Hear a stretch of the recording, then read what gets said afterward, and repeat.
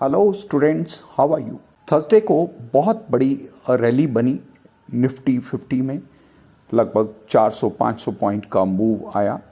सबने मुझे पूछा कि why there is a rally, why there was rally on that particular day. We need not to ask to anyone, किसी से हमें पूछने की आवश्यकता नहीं है। हमारे पास सबसे अच्छा टूल जो कवर करके लाता है दैट इज रॉयटर।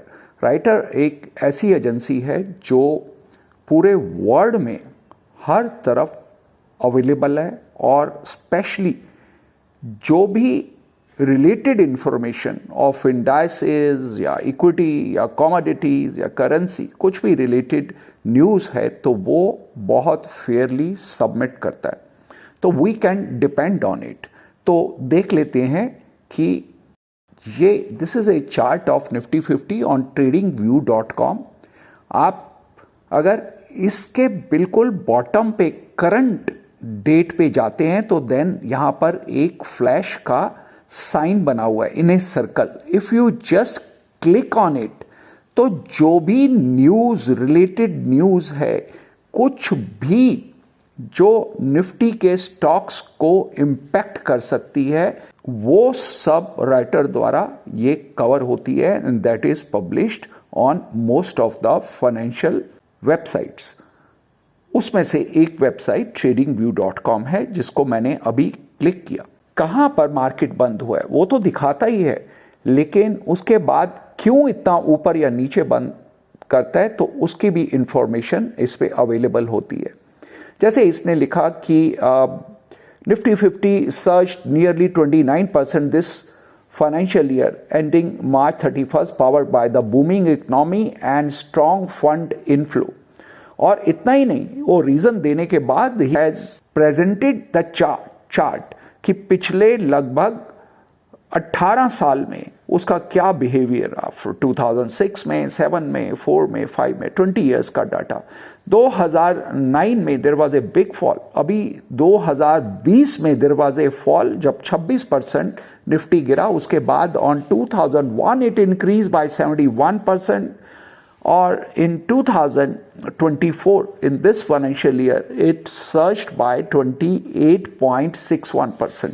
तो राइटर का जो इंफॉर्मेशन है, बीच में कुछ व्यूज भी होते हैं, उस व्यूज को आप पढ़ें ना पढ़ें that is not important, but information you can gather. The overall market capitalisation of all NSE listed stock jumped by 1.5 trillion US dollar or about 49% over the last 12 months to a near record high of 5.6 trillion US dollar।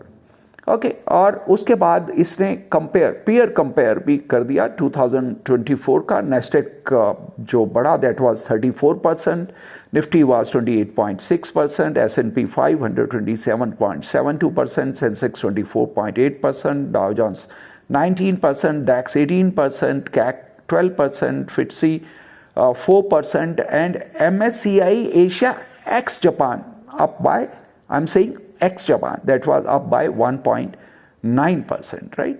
तो इस तरह से आप किसी भी, आपने HDFC bank में, axis bank के बारे में, TCS के बारे में, रिलायंस के बारे में कुछ भी रिलेटेड न्यूज़ होती है तो that is updated on this website, और बहुत छोटे इंटरवल के ऊपर आप ये इंफॉर्मेशन गैदर कर सकते हैं। तो आपको किसी से कुछ पूछने की आवश्यकता नहीं है कि why the market was up और डाउन।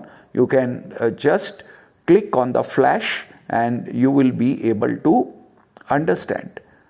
अगर मैं डैक्स की बात करूं, एक बहुत मजेदार बात है, अभी डैक्स में जो रैली देखने को मिली, पिछले DAX is the chart of Germany. 15 जनवरी और 18 जनवरी का एक जो मैंने डेट्स दी थी, उन डेट्स के बाद इसने कहीं पर भी रेस्ट नहीं किया, लगातार। और पिछले लगभग 7 ट्रेडिंग डे में तो all the candles are green और it has surged like about 2000 points और even more in this last few months only. UK 100 भी लास्ट कुछ 7 ट्रेडिंग डे थे उसके अंदर it has gone up by 200 points. तो उससे रिलेटेड क्या न्यूज़ है, you can just click on the flash and gather the information. How to gather the information? This is a chart of cocoa. ये chart, this is, we are on a day chart. इसको week में कर लेंगे तो और अधिक समझना आसान होगा. It has hit the level of 10,000 just in last 2 trading days. But मैं वीकली चार्ट पहले इसको कर देता हूं, तो then I will be able to tell that कि मैंने ये चार्ट क्यों पिक किया. दिस कोको, आज कोको का जो इतनी बड़ी रैली आई है, that is in news. But ये डाटा मेरे पास अवेलेबल है फ्रॉम 2017. 2897 का टॉप बना, बार बार बना, और bottom was 1954. Most of the time in last 6 years it was trading within this zone only. Here it comes on 10th of April 2023. It managed to take a breakout. इतने लंबे समय का, 6-7 साल 8 साल का ब्रेकआउट. और उस ब्रेकआउट के बाद this commodity moved from 2,800 to 10,000 within a span of less than an year. Breakout होने के बाद, उसके बाद जो अब पिछले 3 दिन की अगर रैली देखें तो 6,500 से, from 6,500 it reach to 10,000. You just click on the flash और then you will come to know what's happening in this commodity, why it is moving up.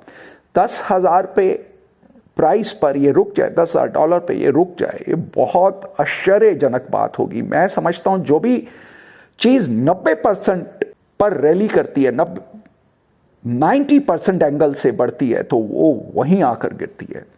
आप यहां इंफॉर्मेशन देख पाएंगे. The uptick is based on tough dry weather and disease issues plaguing crops in West Africa. अब जिनके contract पहले से sign हुए हैं 2,500 के या 3,000 के या 4,000 के, आज प्राइस इज 10,000, उनको वो डिलीवर करने पड़ रहे होंगे फार्मर्स को. तो जस्ट इमेजिन उनके इमोशंस पर क्या बीत रही होगी, राइट. एक तो फसल कम हुई और हार्वेस्टिंग कम है, और उसके बाद से उनको, अगर उन्होंने कॉन्ट्रैक्ट पहले से साइन किए हुए हैं तो उनको उसी कॉन्ट्रैक्ट पे अगर डिलीवरी देनी पड़ी तो I think they can back out. They may not be. I'm not sure about it. I am just talking about कि फ्लैश. कोको से चॉकलेट्स, कॉफी बनती है, लेकिन अगर कॉफी का अगर आप चार्ट देखें तो उसमें कुछ ऐसा मूवमेंट नहीं दिखाई देता. Although it is forming a pattern of triangle right now, जो 2022 में टॉप बना, उसके बाद till date it's forming a triangle and which is a symmetric triangle. Okay, उससे पहले इसने क्या फॉर्म किया? इससे पहले it formed A rounding bottom. Coffee ने एक राउंडिंग बॉटम है, कुछ टेक्निकल की बात गपशप कर लेते हैं, एक राउंडिंग बॉटम फॉर्म किया, और उस बॉटम से, उस राउंडिंग बॉटम से जो हमारा टारगेट निकल के आया, दैट टारगेट काउंट कर लेते हैं और उसको प्लेस करते हैं नेक लाइन के ऊपर. नेक लाइन पे मैंने इसको प्लेस किया. Okay, here it is. और then we can find out what was the target. Target was 265 और इसने जो टॉप बनाया that was 260. It missed by $5. All right, 5 points. और वहां से now it is forming a symmetric triangle. एक symmetric triangle की formation हो रही है. Let's draw that also. Okay, here it is.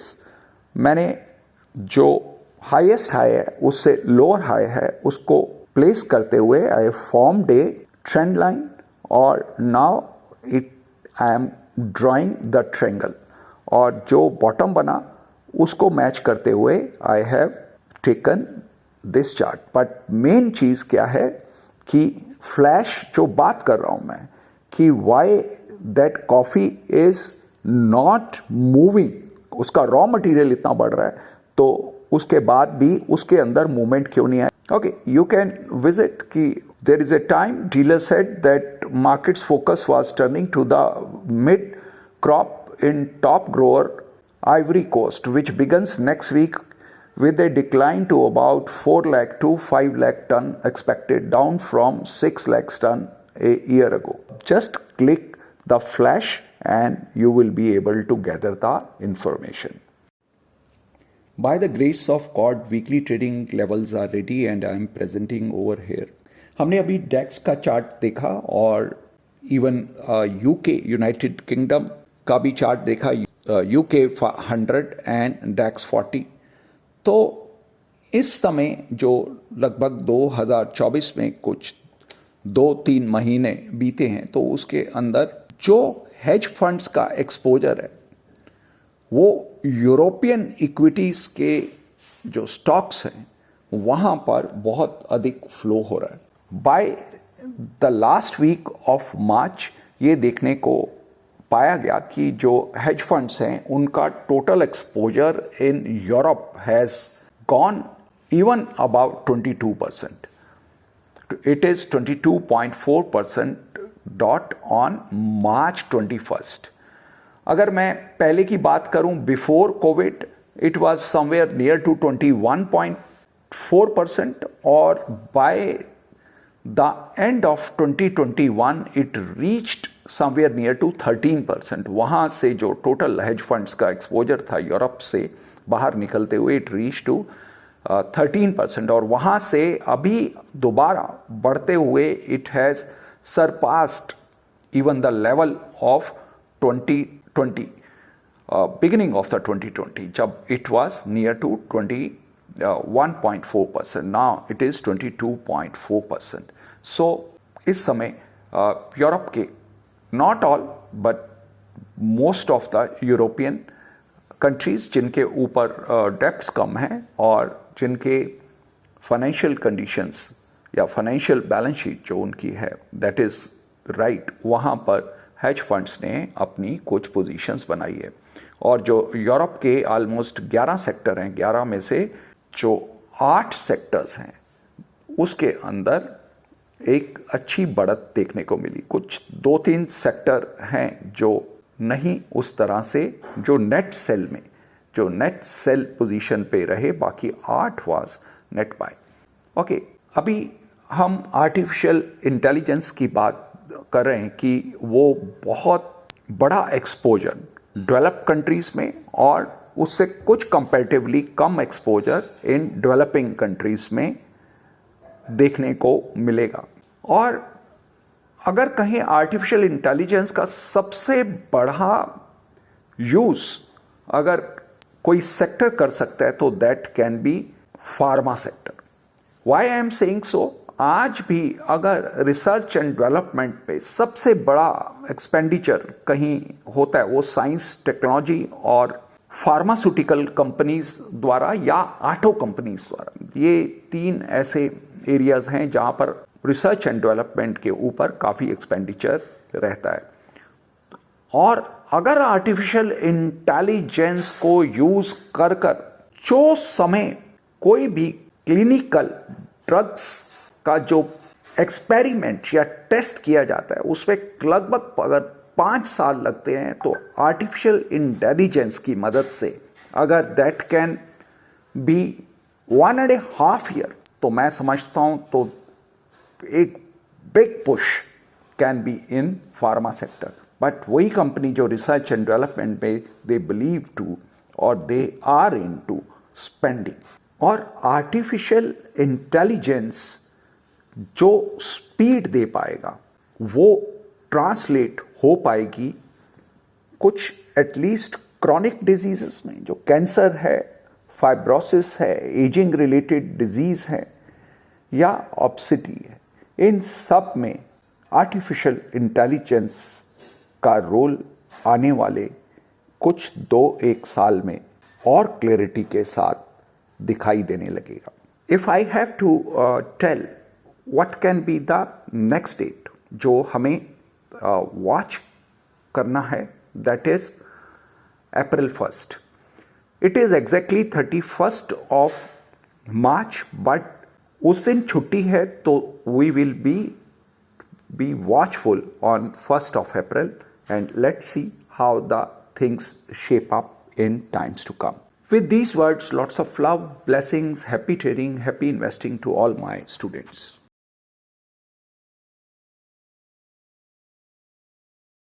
Okay मैंने एक प्राइवेटली लास्ट वीक के लिए, लास्ट 3 ही दिन का वीक था, फ्रॉम ट्यूसडे टू थर्सडे, उस 3 दिन में मार्केट का क्या रोड मैप पॉसिबली हो सकता है वो मैंने पोस्ट किया before the starting of the week.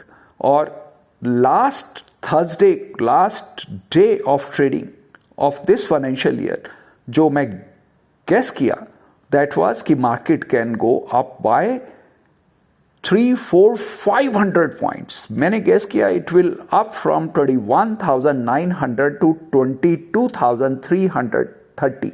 और मार्केट ने बेशक इस चार्ट को 100% फॉलो नहीं किया, पर जो ट्रेडिंग में रहे होंगे तो वो सेंस कर सकते हैं कि जहां से ये सबसे पहले ये इंफॉर्मेशन कि मार्केट साइडवेज रहेगा, फिर करेक्शन लेगा, उतनी बड़ी करेक्शन तो नहीं आई, there was a one big red candle, but bottom is just on it. यहां पे रैली ली, वहीं पे बॉटम फॉर्म हुआ और जबरदस्त रैली और जितना मैंने गैस किया था उससे बड़ी रैली हुई। और जब इतना रैली होने के बाद कोई 150-200 पॉइंट मार्केट करेक्ट भी कर गया, निफ्टी 50 करेक्ट भी कर गया, but that worked very well. Closing was just dot on the closing जो मैं गेस कर पाया for 31st of March 2024. That was holiday on 31st of March, but yes, on the last trading day of this financial year. All right, in comment I wrote on March 26th, a roadmap for next week. It may be as per the given chart or just opposite to it. ऐसा भी हो सकता है और उल्टा भी हो सकता है, but the soul of the chart will be the same, and by the grace of God, it worked.